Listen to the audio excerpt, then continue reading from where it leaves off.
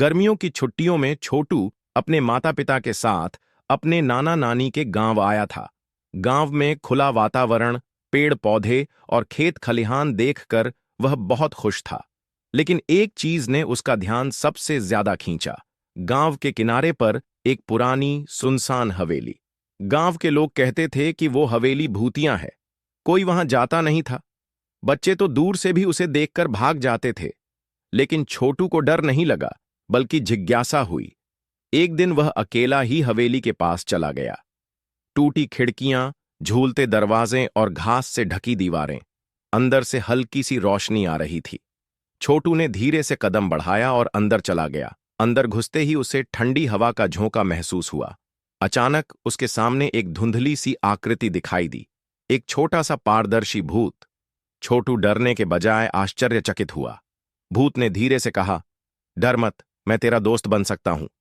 उस भूत का नाम था छाया। वह बच्चा ही था, लेकिन अब एक आत्मा बन गया था। छोटू और छाया जल्दी ही अच्छे दोस्त बन गए। दोनों रोज हवेली में छुपकर मिलते, बातें करते, लुका छिपी खेलते और कहानियां सुनाते। गांव वालों को शक हुआ कि छोटू हवेली के पास जा रहा है। सबने उसे मना किया, डांटा भी। लेकिन छोटू ने किसी से कुछ नहीं कहा, क्योंकि वह जानता था कि छाया किसी को नुकसान नहीं पहुंचाएगा। एक दिन छोटू ने छाया से पूछा, तू यहां अकेला क्यों रहता है? छाया ने उदासी से जवाब दिया, मैं भी कभी इंसान था, इसी हवेली में रहता था। एक हादसे में मेरी जान चली गई और कोई मुझे ढूंढने नहीं आया। धीरे धीरे सबने मुझे भुला दिया। छोटू की आंखें नम हो गईं। छोटू ने फैसला किया कि वह छाया की मदद करेगा।